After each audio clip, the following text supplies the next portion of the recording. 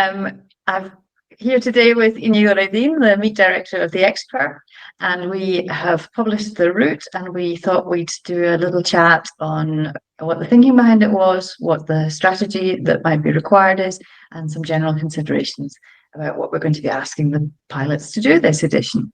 So, Íñigo, tell me just first, when you're putting together a route, what are the kind of considerations that you have to have? Well, first of all, hello. Thank you very much for this interview. Okay, could you repeat the question? Okay, when you're thinking about putting together a route for the X-Pyr, what are the things that you have to consider? What are the things that you have to plan into? Okay, Deciding on? the first one we consider is to try to not to repeat the previous edition's route. For example, that's why we have to think a little bit more on every edition, because we make different routes and different ideas of route. So the start point is always the same, the beach, and the end point is always the same. Also, the other beach in El Port de la Selva. But in the middle, for example, this year, we thought that the idea was to create a really open route. So we set a straight line between waypoints, but the idea is to give the teams the opportunity to improve the route more than any other edition. So what we think when we plan a route is, first of all, try to find some sponsors for the waypoints. Usually it doesn't work. And then if we don't have sponsors, or we are free to set different waypoints, in that case we talk with people from different zones of the Pyrenees, with experts on different places, and after thinking on a first route, we ask them if it's okay, if it's a crazy route, if it's impossible to find some zones, or it's dangerous. So the main aspect is to give a spectacle with the route. And of course, when we set a route, we always think that this is a flyable route more than hiking. So presumably you use things like Skytrax to find popular flying areas, good, tried and tested routes. Yeah. We use different sources of tracks. KK track is one of the most well-known, and we set a waypoint. We check if it's a common place or not. Yes. And then once you've set the route, is it very complicated to deal with the administration of, for example, NOTAMs, checking events like the Tour de France and things like that? Yes, it is, mainly because on the Pyrenees we have a very big national park, the National Park of Pyrenees in the French side. Is the same problem. We have the same problem on the south side, the Spanish side, with different parks. Ordesa is the most important one, and Aigüestortes. So we have to think on the route, trying to avoid those parks. It's impossible to fully avoid them, because we need to cross the Pyrenees from north to south or south to north a couple of times minimum. But we try to set the waypoints far from the parks, or thinking on a possible route far from them, but it's always impossible. So we try to minimize the part of the track they have to fly over the park. In the Pyrenees Park, the French side, there are some zones that, with permission, is allowed to fly with a lower altitude than the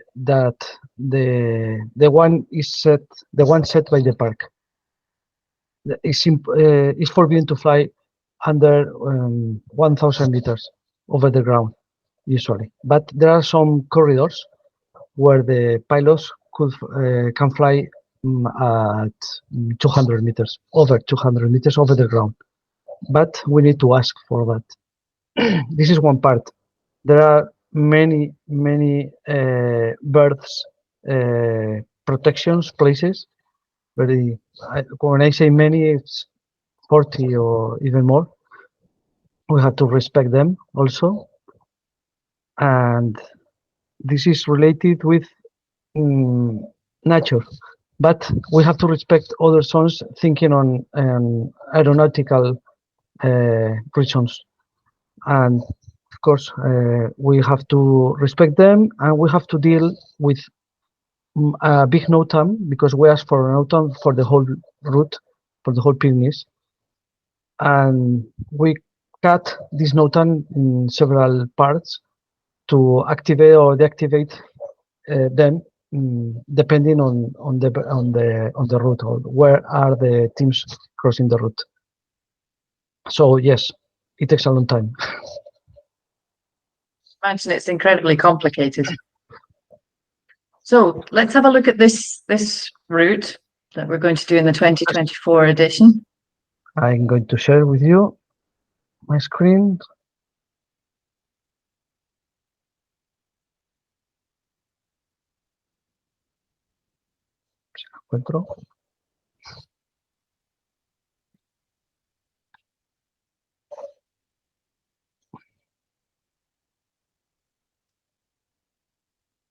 This is our route for this edition. So, as always, the start is in Narribia. This is a main view of the route. No, there is no X, clear X on the middle of the Pyrenees, but we have set this. So Laroon, as always, is at the beginning of the race, the first flyable point. Then they have to cross a line placed at the north of the Pyrenees to reach Val d'Azan. It's a well-known place, flyable. In fact, I think some well-known pilot lives almost here. After Val d'Azan, the next point is the longest leg of the race, is Boitaul, very close to the waypoint we set the last edition here in Corronco. And after Boitaul, they have to come back to the west to Monte Perdido. We have set a big, sorry? So they're nearly touching the two national parks, because Boitaul is very close to Aguas Tortes, and Monte Perdido is very close to Oresa. Yeah, that's the reason we have set a big radius for Monte Perdido, because almost everywhere is forbidden.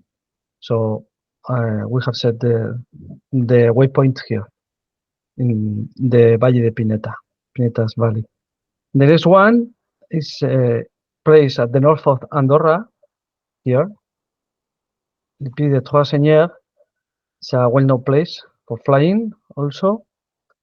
And then we have another waypoint. The other waypoints are flyable, but the next one, the sixth, they have to land to sign in a signboard. It's Val de Núria. It's a nice place with a train. To reach this point, you have to hike or go by train. There is no option to go by car. So it's a problem for us also. And then from here, one for the supporters, it's going to be and quite for the supporters, of course. Yeah. So if you are part of the public, I recommend you that you book a train before coming. And finally, the last leg to Santa Elena de Rodes, and then the last flight to El Port de la Selva. Here in Santa Elena de Rodes is where the time is stopped. So this is what we have, and let's see what happens. If it's a complicated route, it will depend, as always, on the weather. This year again, people will be able to fly into the final turn point if they're coming from the north. Yes. At the moment, it's flyable, but we are waiting for the NOTAM, and who knows? what will happen in a few days. But I hope we will have the same situation than in 2022. It did make the race very, very exciting, much more exciting than if they have to walk the last 35 kilometers. Yes, yes. So It was we'll keep our fingers crossed. it was demonstrated on the last edition, no? Yeah. Yeah. So Okay, so I mean, I think we're going to be in France a lot of the time. I know that the pilots can decide which route they're going to take, but a lot of it's based France. Would you say that that's more the case this edition than any other? probably the straight line, yes, it's more time in France. But let me show you the borders. One moment, please. I think it's better if we see the route with borders. But what we are trying to find is not the straight line, but the best flyable line, and usually is placed at the south of the Pyrenees. So maybe it's longer on distance, but not on time. So let's see what happened. Yeah. Well, there's been some huge flights done in the Pyrenees in the last 2 weeks, 300 and 270 Yeah. or something. And so it just goes to show that if you can do a massive flight, the distance isn't that important. Of course. Optimized distance. Yeah. When we set the route, we are always thinking on pilots that make the best possible flights. So we hope the weather will be perfect or almost perfect, because we know that they don't need a perfect weather forecast to make the incredible flights. They just need good weather. Íñigo, can I just ask you about one rule change for this edition, which is that Yes. if the weather was really terrible, you were reserving the right to change the route to tweak it so that the pilots don't get absolutely exhausted and the public at home have a better X-Pyr experience. Yeah, yes. We have called this the terrible weather rule. Yeah, we have said it because not only for us or for them, for the public also, we think that a week with a terrible weather, what terrible weather means, I don't know, maybe 5 or 7 days raining all the time, or stormy all days, something like that. The idea is to short the route. So we will increase the radius of some waypoints to make this route shorter and to have less time watching people walking all the time. That's the idea. And we have talked with the teams, and they agree also that it's a good idea, especially for them, of course. Great. Well, I can't wait for this edition. I can't wait to get back up to Nuria. It's only down the road from me, but trying to catch a train will be interesting for me as well. And yeah, we'll see everybody in Hondarribia. We hope so, yes. As soon as possible.